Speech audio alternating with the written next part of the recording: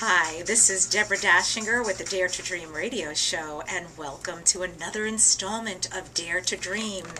Again, multitasking, and I really look forward to the day when I don't have to videotape myself and wonder if I'm in the frame, and know that I've got hair and makeup and lighting and a camera person. But till that day, I am doing guerrilla radio and handling everything with aplomb, I might say. So I'm so glad you're tuning in this week. This is my favorite place, and we're here for inspiration. We're here to let you know that your dreams also can come true.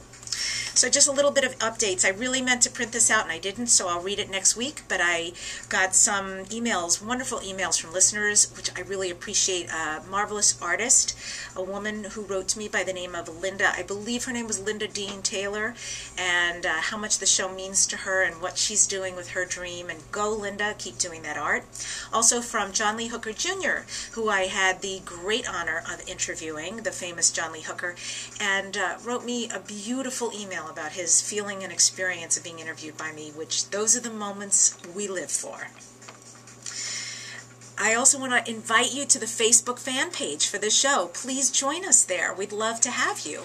Go to Facebook, and we are at Dare to Dream Radio and TV interviews. So today's subject is about disappointment. That's something that I've been thinking about, and that's one of those taboo subjects that people don't often talk about. But my feeling is that on the way to creating a dream come true, that is something that is experienced.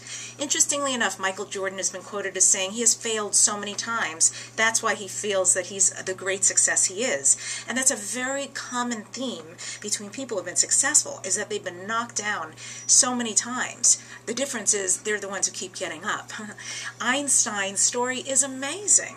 And figure somebody like that who invented something that everybody looked at and said, you're crazy, that's impossible. But he knew it was possible. So disappointment, I looked it up in the dictionary, and it means feeling let down, or the verb means to sadden, to dismay, to frustrate. How many of you feel frustrated on the way to your dream come true? Disappointment is a feeling of dissatisfaction, yet another dis word, and it follows the failure of expectations to manifest. How many expectations do you have about how things are going to come about? There was actually something called the disappointment theory. Can you imagine? Disappointment theory was pioneered in the 1980s by David E. Bell, which revolves around the notion that people who contemplated risks felt disappointed when the outcome of the risk was not evaluated as positively as the expected outcome. So what are your expectations? Do you feel let down by the people, places, and things that you feel will help make your dream come true? I've been thinking about that word this week, and what I can tell you is I am not easily disappointed. In fact, I think I'm mostly positive and resilient. But when I do get disappointed, it's because for me things stack upon each other. So someone that I've invested a lot of time and energy into that I feel was going to come to fruition, or something that was said that was going to pass, doesn't. And one thing happens after another, after another, after another that doesn't work out. That's when I tend to feel disappointed, and another dis word, discouraged. So I thought about that this week, and I realized that if you break the word apart, it's disappointed. So I have appointed someone or something to do something for me, and they didn't. It didn't. Which is interesting because it's said that an expectation is a resentment just waiting to manifest.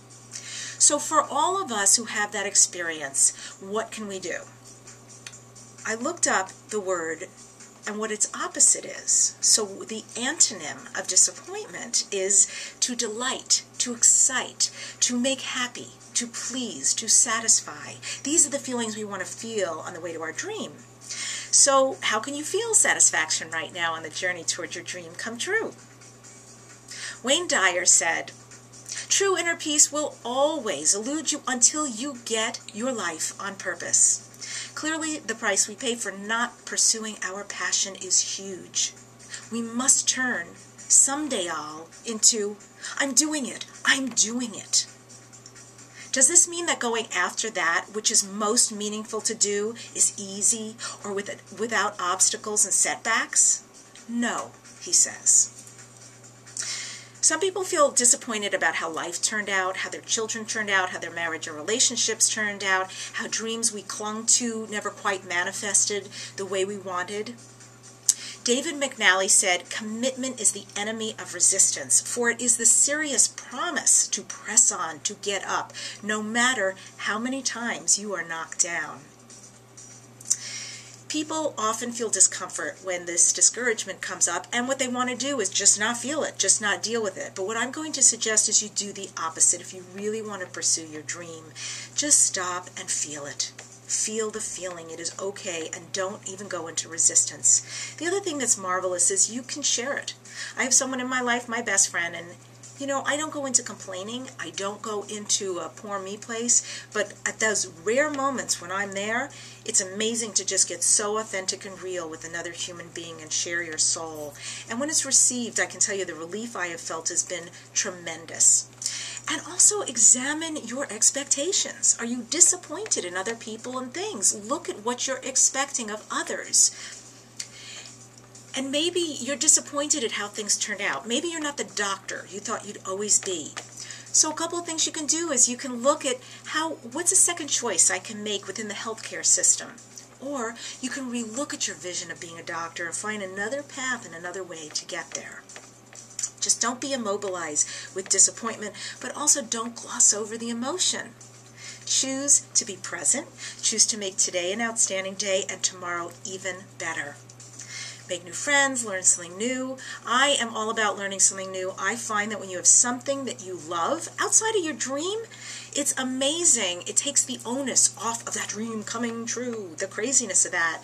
Join Toastmasters, a choir, a golf league, take dance lessons, something you feel passionate about, even running or some kind of exercise that you can control, that's all yours and that makes you feel good.